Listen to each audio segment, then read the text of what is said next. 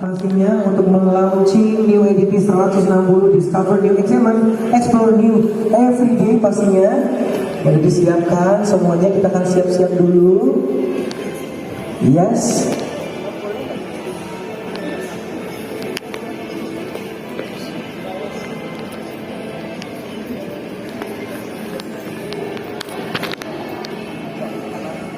Oke, sudah bersiap-siap semuanya, sudah bersama-sama dengan kita di sini manajemen dari Menara Agung, dan kita akan langsung melaunching new EDV 160, discover new, examine, explore new everyday pastinya. Sekali lagi boleh tepuk tangan yang meriah untuk kita dong, untuk semangat. Oke. Yes, sebentar kita masih menunggu untuk persiapan launching pastinya.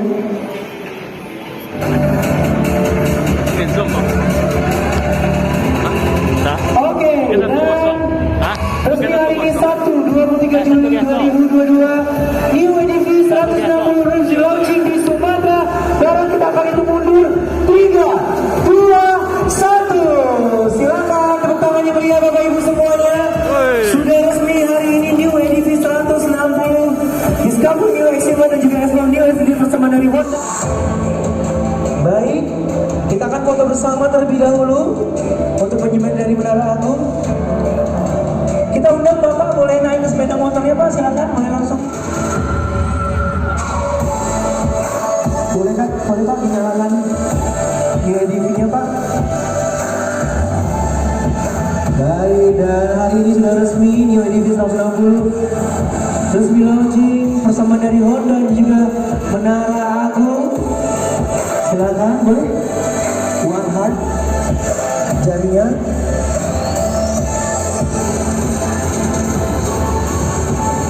Oke, baik.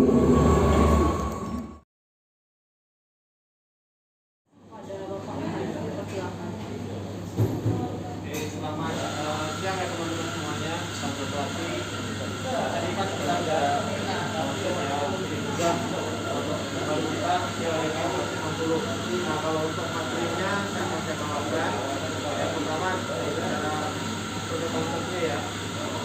Produk konsep di sini new EDV 160 itu diusung sebagai unit premium urban explorer comfortable riding experience ya, penyesuaian pada ketinggian tempat duduk, memberikan posisi berkendara yang lebih nyaman ketika berkendara dan naik turun dari motor, dan jangkauan kakinya juga ke tanah yang lebih baik. Jadi ada penyesuaian di sana. Lalu dengan fitur teknologi yang canggih, mengadopsi fitur yang high tech menjadikan kendaraan harian tidak hanya nyaman namun juga aman dengan windscreen yang lebih tinggi dan disesuaikan, serta ada fitur HSPC ya. Sebenarnya teman-teman juga kenal fitur ini yang lebih banyak dikenal di PCX 160 kemarin.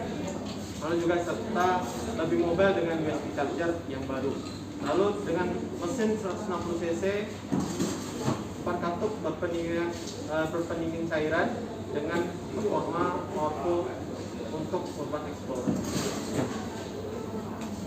Nah, ini perubahan-perubahannya bisa teman-teman lihat di sini ya. Untuk poin-poinnya itu yang bisa diperhatikan di warna biru ya. Saya coba bacakan ya. Untuk USB chargernya sudah baru ya. Lalu kalau untuk mesin sistem dan alarm itu teman-teman sudah kenal sebelumnya juga di tipe-tipe Honda lainnya ya. Lalu emergency stop signal, lalu juga ada top tank rear suspension, lalu ada STC, lalu juga ada semi dual pop tire ya untuk mempertahankan, lalu juga double wheel disc brake ya, lalu juga ada teknologi ABS, lalu juga ada di all LED lighting system, lalu full digital chronometer yang baru ya, lalu juga windscreen yang lebih tinggi dan juga tetap bisa disesuaikan, lalu juga ada takut handlebar. Kemudian saya akan menyampaikan tentang teknologi yang ada di EDV 160. Tadi yang ini sudah dijelaskan kegiatan ya, saya lebih ke arah teknisnya yaitu di bagian mesin.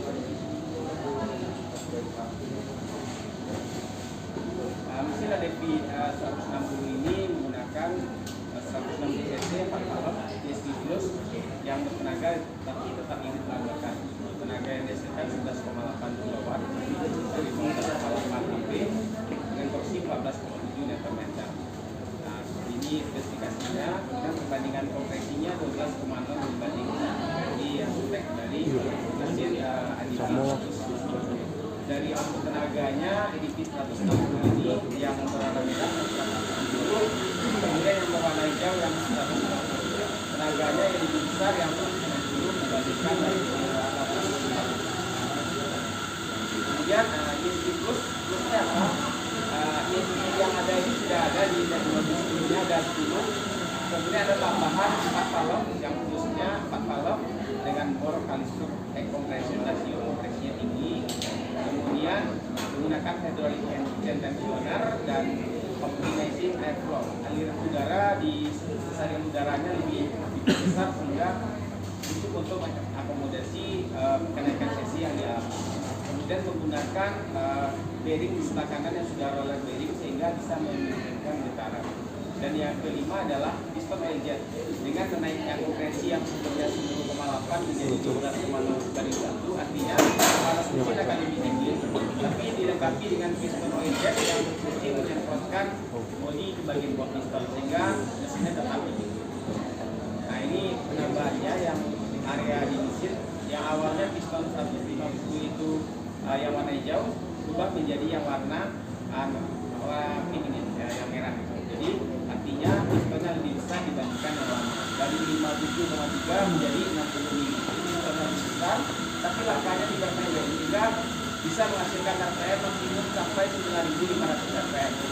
Karena EDV yang baru ini dilengkapi dengan tachometer, ada tachometernya. Tachometer ini juga dilengkapi dengan oil change yang mana akan memberikan informasi kepada pengendara kapan jadwalnya ganti bodi.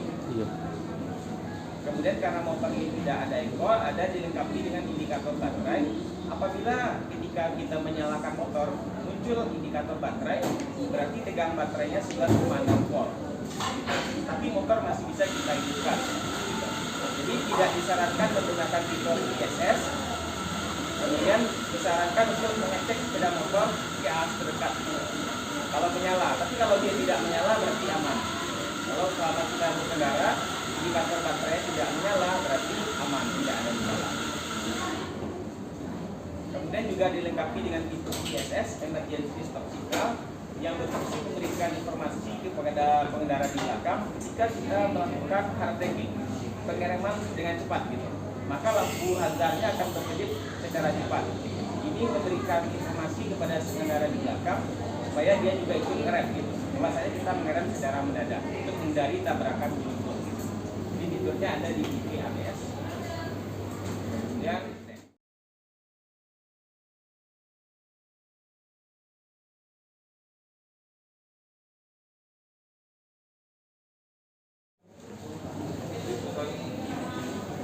disesuaikan dengan jok hadir dengan jok yang lebih rendah itu disesuaikan dengan postur tubuh Indonesia ADV ini akan dipasarkan di Indonesia aja atau global. Ketiga, untuk target pasar kita di Sumber ini sampai akhir tahun ini berapa? Ya, seperti yang telah disampaikan, Honda Neo ADV ini merupakan tipe baru update dari varian yang sebelumnya.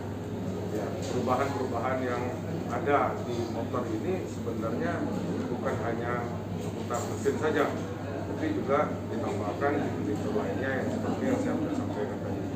Nah, jika dibandingkan dengan generasi ADV 150 sebelumnya, tentunya ini motor itu mengalami perombakan dan perubahan yang signifikan.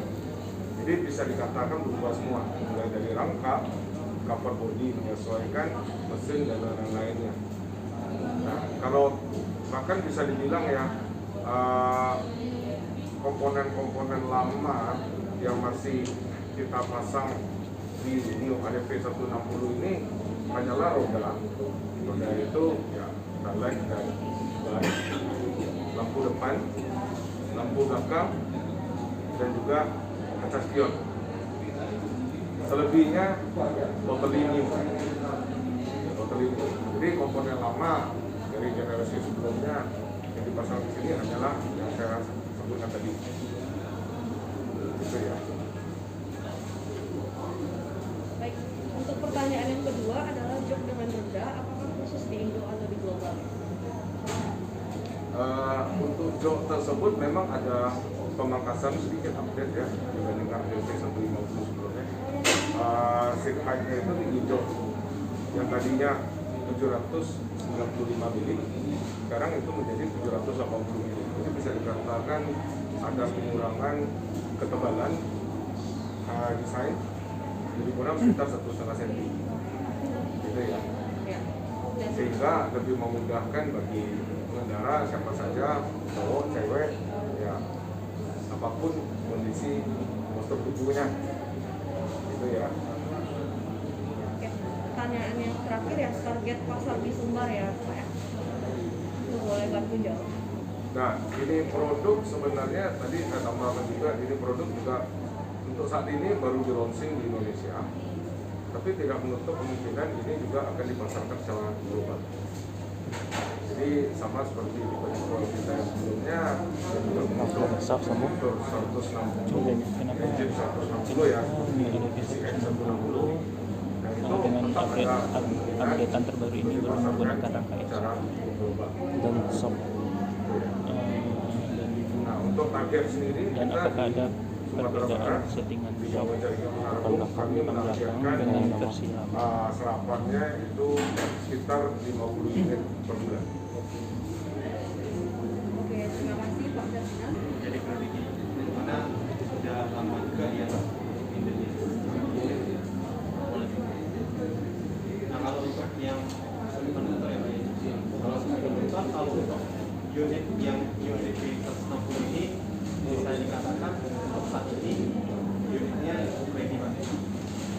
Jadi kalau konsumen yang memang sangat berminat untuk unit ADV ini silakan bisa email yang paling tidak terlalu lama.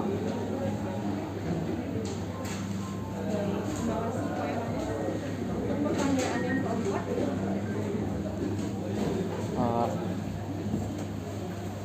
Sebelumnya Bang, Pak, tanyanya itu tentang EDV yang 160 kenapa belum memakai rangka ESAF, dan apakah settingan sok depan belakang berbeda dengan settingan sok 150?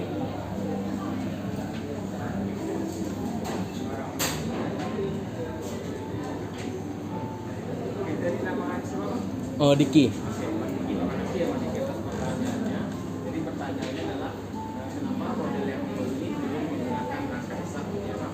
Jadi sebagaimana kita ketahui produk kita sudah menggunakan rangka ESAF yang pertama Genio, kemudian GIT dan SI yang terakhir Vario 120. Iya. Rangka ESAF sebagaimana kita tahu itu peruntukannya untuk yang rangka yang pakai dekatan. Yang apa? Joknya apa? Depan kakinya ketek. Jadi kalau kita menggunakan rangka ESAF di ADV sama CX itu tidak dekat karena sebenarnya di ADV dan CX ini ada beda. Karena rangka ESAF itu dia untuk jok yang itu pijakan kaki yang datang. Itu kenapa tidak menggunakan rangka ESAF. Kemudian yang pertanyaan kedua apa?